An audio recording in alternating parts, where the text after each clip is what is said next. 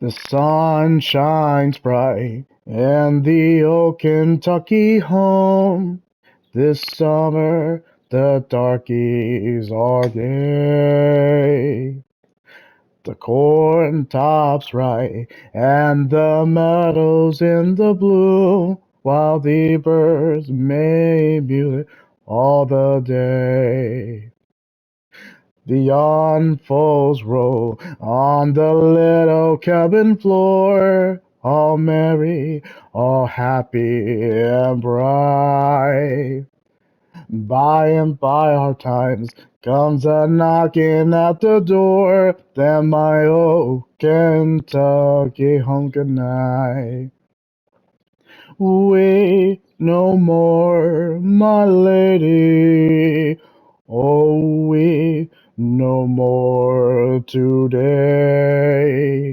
We will sing one song for the old Kentucky home, for the old Kentucky home far away.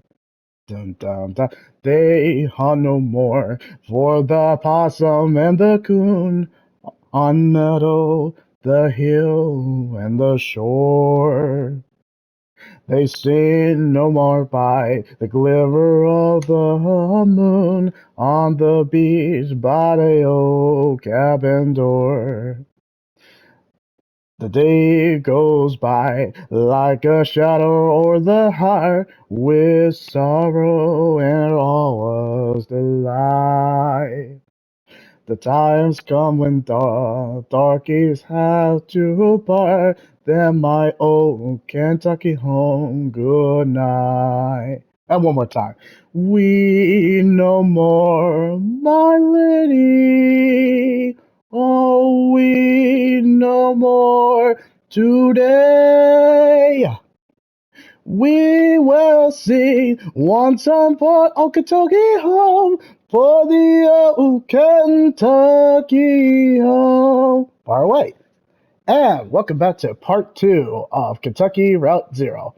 You're probably wondering, well, if you grew up in the state of Kentucky, you obviously know the song. The song is called My Old Kentucky Home, which was originally titled, and I'm actually Googling this, Poor Uncle Tom Goodnight. It's the state song of Kentucky. Facts. The facts surrounding the composition of the song point to the influence of Uncle Tom's Cabin rather than a visit to Kentucky. And the guy, the composer, was Stephen Foster. He also did the text in 1853. History lesson. Facts. So, Foster may or may have not visited his cousins in Bardstown, Kentucky at their mansion, Federal Hill. But the original sketch of this song, dated from 1852, substitute Poor Uncle Tom for My Old Kentucky Home. So, of course, guys, you can leave that like, comment, or subscribe. For all the Kentucky fans out there, or who actually grew up in Kentucky, you're probably like, oh my gosh, he actually Googled the song and actually sang the song. Well, yeah, because I saw there was an opportunity to do that. Why not? Well, let's get back to part two. Wait, did I work it out? Right. I had to think point and click.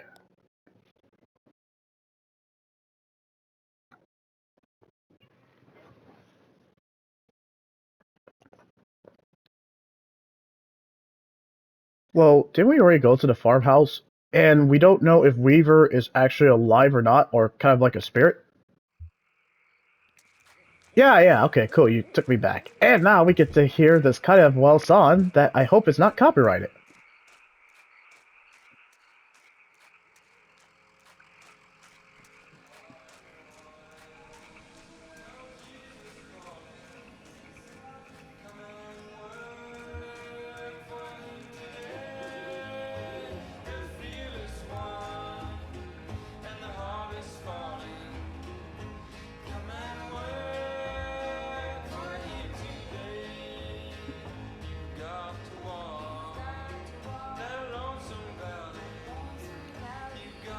Hey, Homer, I just met the strangest lady. She seemed pretty nice.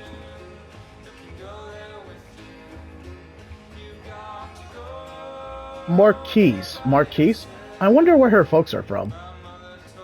My mother told me What she's dying just before I'm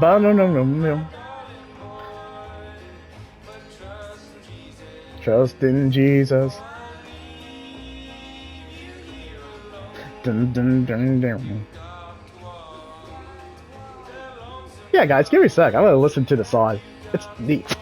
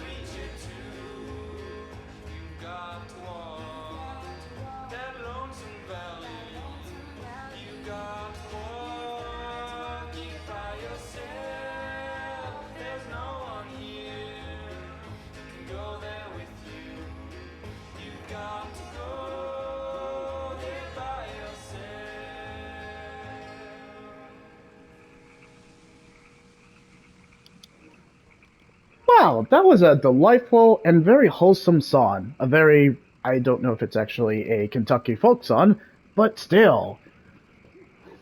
That's one of the positives about this point and click narrative adventure.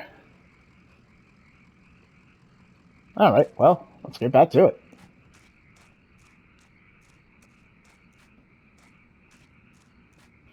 That would be awesome to get to the caliber of that singing voice, but they were like a group. I wonder if I should go ahead and start like a rock band or a banjo band or something. Okay, well, here we go on the road again. Here I am, back on the stage. Oh, here I go, playing the star again. Here I go, turn the page. Oh, I know you guys know that song. If you basically either you grew up on that time or you basically heard that song from your, well, I guess your parents or your grandparents, whatever.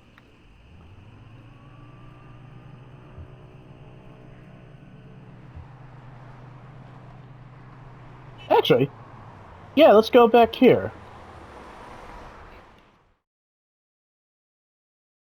I'm having fun with this, as you guys can tell. Oh, we're just going back here. Her cousin Shannon. Oh, okay. Back to the oils again.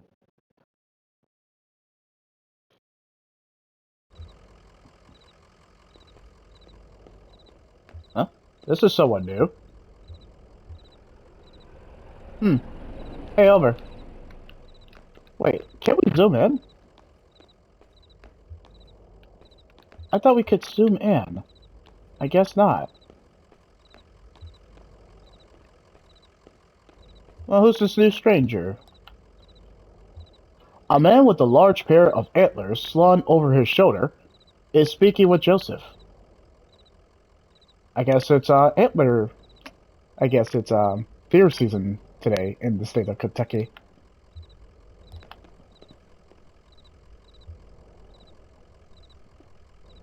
And that's only a few miles out of Hoganville anyway. I don't think you could do much better for accessibility. They got the news gas station if folks get lost. Okay, try to sound like a big man. But maybe, I don't know. This is gonna be hard.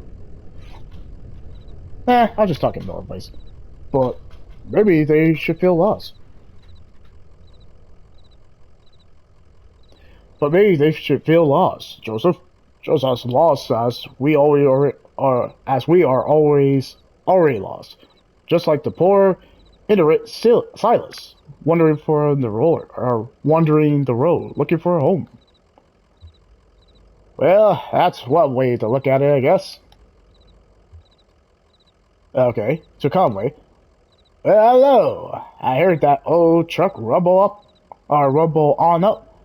Arizona. Say, maybe you can help this fellow? He's looking for a venue, if that's how you say it, right?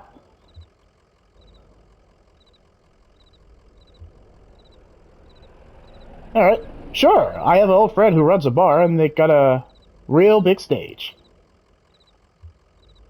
No, no, it can't be indoors. Impossible. But I'm obliged to, oh man, put a little twang in it.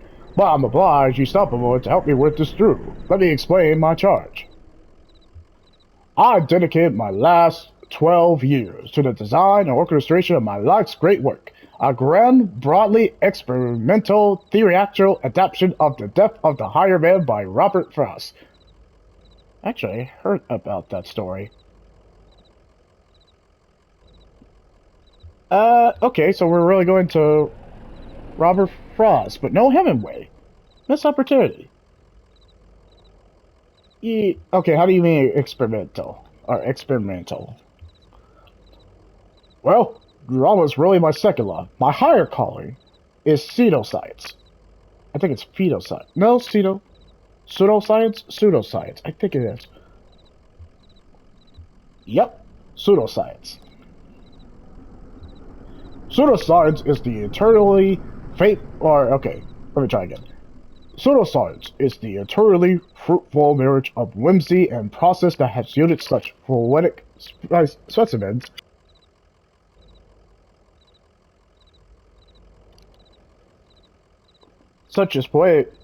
specimens as astrology, pharaohology, I don't know if I pronounced that right, canals on Mars, and homeopathic medicine.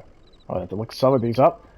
I hope I have time to explain how my pseudo-scientific theory of poetics by expression is displayed, but now I'm in a delirious rush. The event is to be performed tomorrow morning, just before dawn, but in the spirit of tragedy, our venue fell through at the last moment. I've been all day driving the highways looking for a replacement, eyes fastened to the landscape, like a hawk scouring the field. And, no, nothing else I can do with that. So, like a hawk, which hawk? Like the hawk that killed, oh, no, can't spoil that. So, like a hawk. In fact, I failed to keep an eye on my gas meter. I'm here waiting for the tow truck to bring my car, so I can get back at the task. Yeah, we all been in that boat. I have obviously been in my boat. Way too many. Well, it hasn't happened to me a lot, but I've been in a boat where my car ran out of gas and I had to wait for the tow truck. Well, there's too many stories I got, but that's for another time.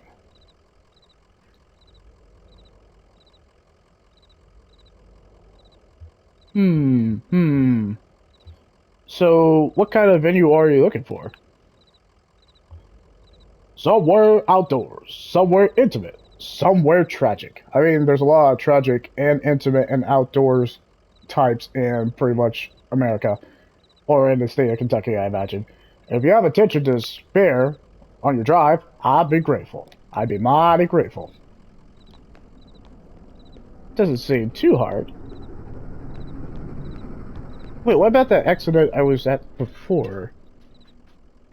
Curious. Well, here you are.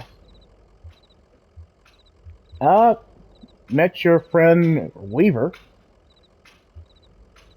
Ah, now that you met her, she was there? Yeah, she was there. You're surprised? Ah, no. I guess I'm not surprised. It's good that you met her, and all that. I knew the Marquez family years ago. When Weaver was a young girl, her parents were studying local folk song. Smart family they were. Well, some of them were smart, and the rest are wise, if you know what I mean. They hit some trouble a while back, and it kind of tore them all up, and all that, and all that. But you know, everyone hits trouble at some point or other. Well, not everyone, but most of us do. Hey, if you see Weaver Marquez again, tell her I'm sorry about her aunt and uncle. I'll be seeing her soon. Many thanks. Well, here you are. Here I am. Yeah, I'm hard at work, as you can see. Now, don't distract me. Ha! You like your work? Well, it's better than being in a ditch.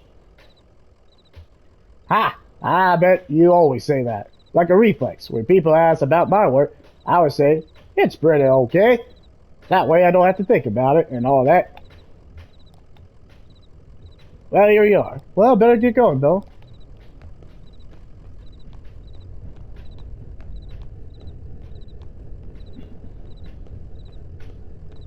How many minutes have we done?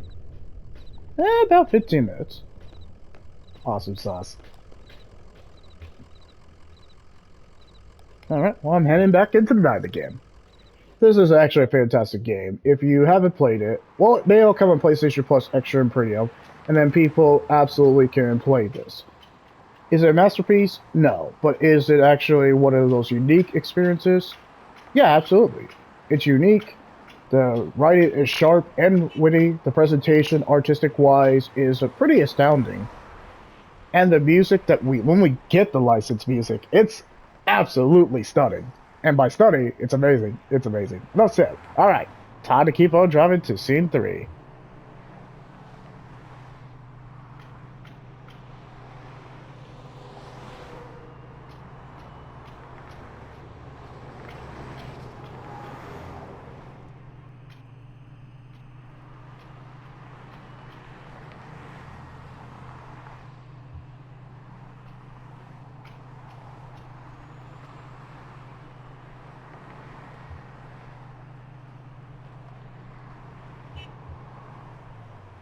The hanging tree.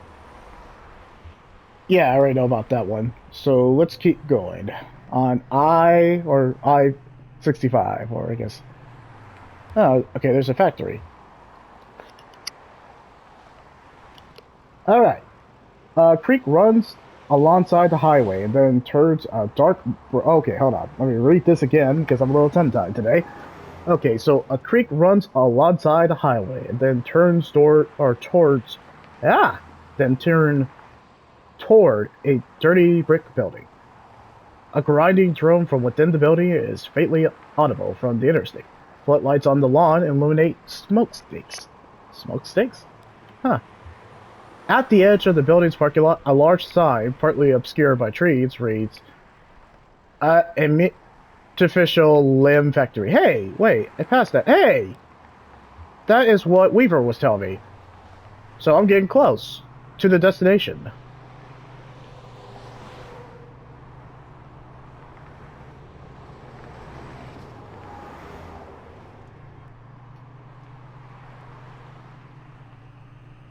Okay. So we go down here. Oh, there's another thing. No? No. That seems important. Just gotta keep on driving again. No, this is actually pretty interactive, and I just like that. Oh, dragonflies. The ones that... Okay. The dragonflies vary their pace. As the truck approaches, they scatter. After a minute or two, Conway can hear a swelling whine to the southeast.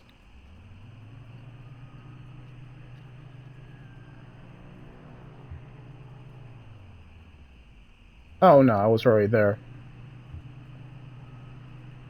Yeah, you're kind of not limited to one... Oh, okay. Okay, so that's one of the directions. Okay, so I have to head north, then take the first right after the artificial limb factory, which I did. Up the north ways by the, okay. Take where the da. Okay. Good old fashioned. Oh, there's a museum. A sign in the front of the buildings just reads museum. The lights are off, but the front door is open. Guess I'll enter the museum.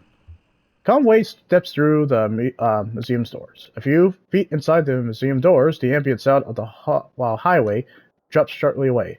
The room is cold, dark, and still for a lonely old man. A book lies open on a table in the center of the room. An open hallway extends to the left. Large glass doors bar the path ahead. I guess I'll walk to the... look at the book? Conway looks at the book. There's no title on the book's spine or the cover. A three-word phrase written in pencil on the first page is smudged and decipher. Indecipherable. That's good. On the first page, someone has left the ink drawing of a horse. Several dozen blank pages later, at the end of the book, is a elaborate ink drawing of a one-legged man working on an antique at a machine, surrounded by whiskey bottles. I guess I'll walk to the hallway, walk to the hallway. Conway walks down the hallway to the left. Conway's steps echo across the hallway marble floor and arched ceilings. Looks like plexiglass boxes line the walls. The hallway that ends on a darkened display case. I guess I'll look at the boxes on the wall. The first spot, just a few feet into the hall, contains an assortment of bird wings. Some are missing feathers. One large, brightly colored wing almost glows in the moonlight. Its feathers are intact, but a piece of bone pokes awkwardly from the tip. That's what she said. Anyway, look at the darkened display case. Conway examines the darkened display case. The display case is several yards wide, but just a few feet off the ground. It's unlit, and back in the corner of the darkened museum, very little moonlight creeps in. A gold-plated plaque on the surface of the case is a bit easier to read. It recounts a short history of fowl hunting in the region and then speculates, abruptly, about the nature of addiction. Well, that's interesting. Well, we are in a museum, so what was I expecting? Conway returns to the entrance. A book lies open in the center of the room, on the table. An open hallway extends to the left. Large glass doors bar the path ahead. Well, I'm gonna go through the glass doors. I already went through the hallway. I already looked at the book. Conway walks through the glass door. The glass doors won't budge. To apply a more force would, well, likely break them. Force the doors. Conway applies more force on the doors. The glass shatters. Somewhere ahead, a light switches on. After a moment, it switches off. The room is dark again, and the floor is covered in broken glass. I hope they had insurance. Guess we're exiting the museum. Conway walks out of the museum. And we drive away. Good that we have enough gas.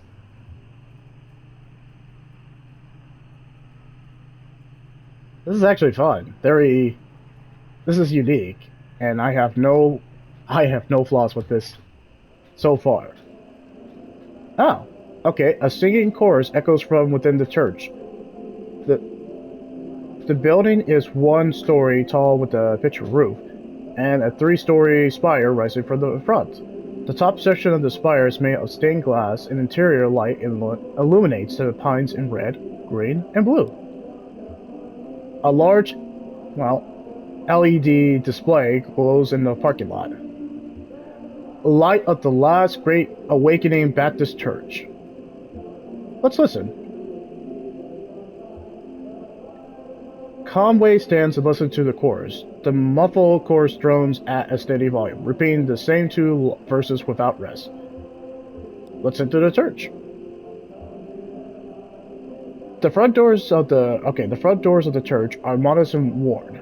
They're locked. Okay, walk to the rear of the building. So it's really one of those old school churches? Like, once everyone enters the church, they lock it for privacy and connecting with Jesus Christ. I get that. A ramp leads up from a few dusty metal trash cans to the church's back door. Okay, I'll go look in the trash cans. I don't know why. Conway opens a few of the trash cans and looks in. One has a bit of something leafy and rotten stuck to the bottom of it. Another is full of unlabeled videotapes, like the VHS tapes. Those are kind of not around anymore. Alright, well, I guess I'll enter the church's back door. Conway pushes open the back door. He finds himself in a kitchen lit by a buzzing fluorescent ceiling fixture. On the counter are a plate of moldy bread, and an empty Dixie cup flecked red around its waxy rim. A set of swinging plastic doors on the far wall lead out of the kitchen. Well, let's walk through the plastic doors. Conway pushes open the plastic doors and walks through. Vacant pews sprawl unevenly into the church. A small raised stage lies to Conway's right, fair except for a tape recorder. The tape recorder's power cord runs to an outlet near Conway's feet. Alright, I'm gonna unplug. Oh, well, I could've actually. Conway unplugs the tape recorder, the singing stops, the lights fail. Interesting.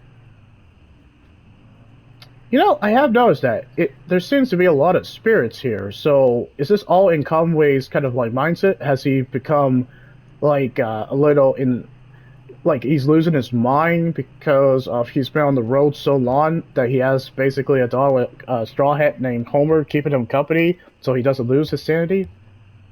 All right, looks like an airplane. Oh, it really is an airplane. Two shirtless, shoeless men push a light aircraft along the highway. Occasionally, one or the other slips a bit on the sweating asphalt, or stops to pull his hair. Okay.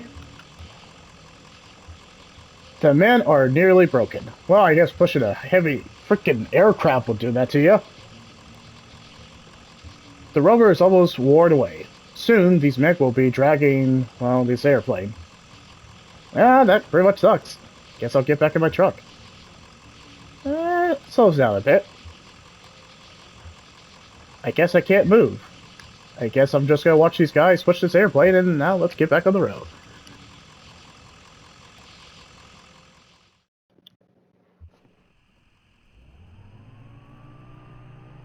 I mean, guys, developers, what were you expecting? You didn't think I was actually going to explore the state of... Oh, well, not... Wait. The state of Kentucky, I meant to say.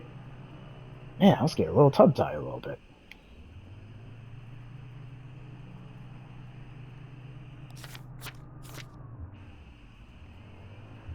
Oh! I think it's the bait shop. Conway pulls into the bait shop parking lot. Vaulted above the row on a thin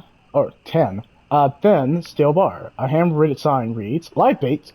Looks like it says minnows, small and also large for strippers.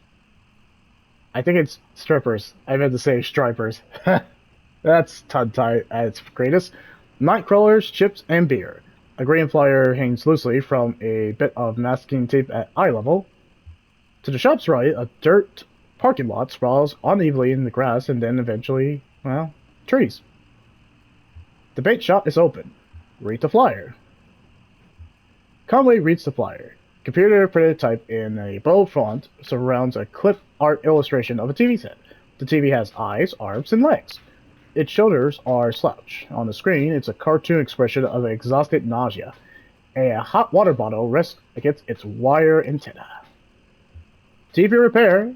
No model 20. Inquire within. We do not sell digital converter boxes. Well, that's freaking sus. Anyway. Narrow aisles crowded with lures, reels, rods, and snacks divide the shop lengthwise from the entrance to the cashier's counter. The left wall is lined with turning tanks of water. Okay, let's look into the tanks. Okay, Conway approaches the tanks. The three metal tanks are labeled, and the water is too agitated to get a clear view of what's inside each one. The contents of the first tank are vaguely gray. Ew. The second one is muddy pink. Ew. And the third one is clear. That's good. But shiny silver flecks occasionally flash along its surface. So, lots of polluted water in the state of Kentucky. Nope. No joke. No jab. Anyway, just kind of stark.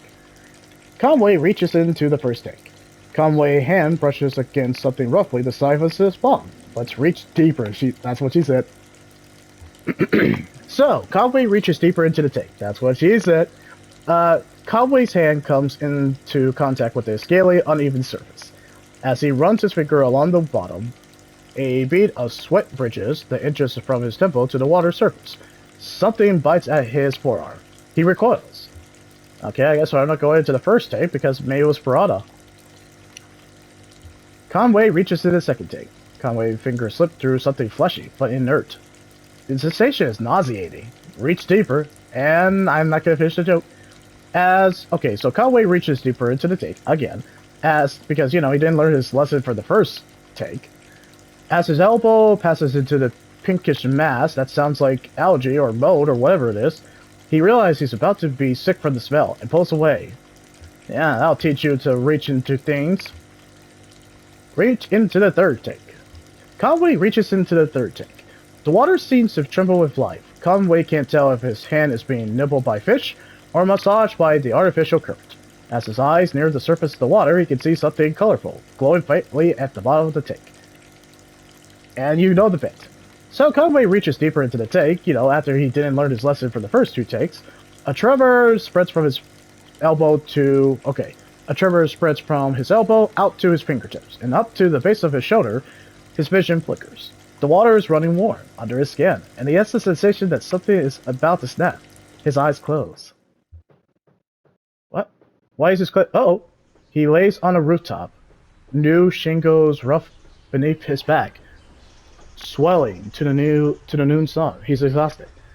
They must have started before dawn. His legs are sore from holding stable to the uneven surface. His wrists from breaking old salient. His fingers from carefully lifting shingles to hammer down new ones. Very poetic. His boss, Ira, yells from the idling truck below. He shades his eyes with his hand. A beer would be good right now. It's barely past noon, but he's worked a full day already. What could the harm be? Maybe a shot at the counter just to get his eyes open, then a beer. He could offer to drive into town for lunch and stop at the place on Cumberland. Oh, this is very poetic. The cashier pushes Conway roughly on the shoulder. He's been talking, yelling maybe, but it's all an echo now. Conway looks up, his neck stiff with pain, his right palm still tingling.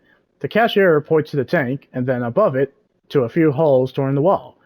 Nail holes from which a electric sign has come and dislodged and fall in the water.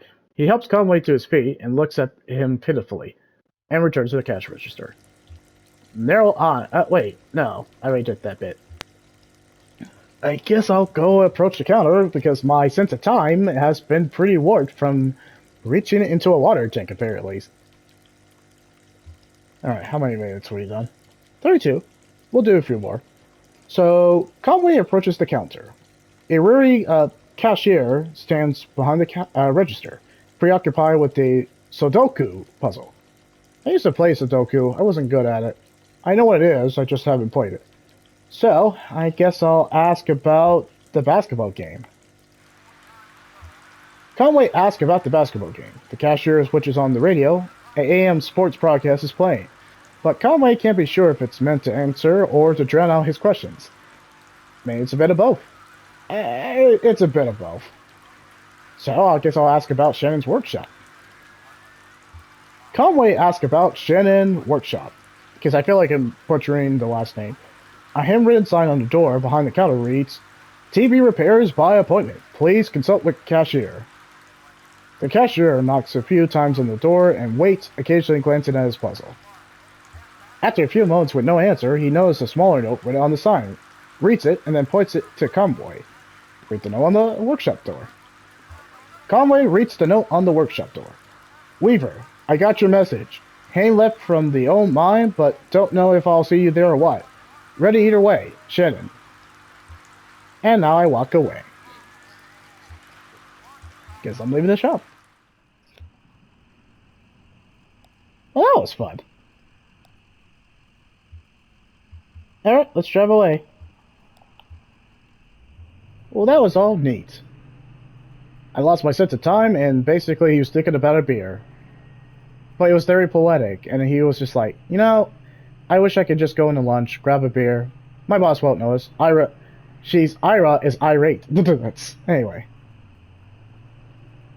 Well, if you have a irate boss called Ira, I guess that would be freaking annoying. Anyway.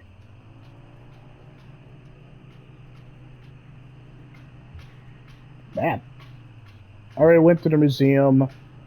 Okay, so guys, I think this is a perfect way to stop. We did our usual 34 minutes. So, of course, you can leave that like, comment, or subscribe. What is your favorite point-and-click narrative-driven game?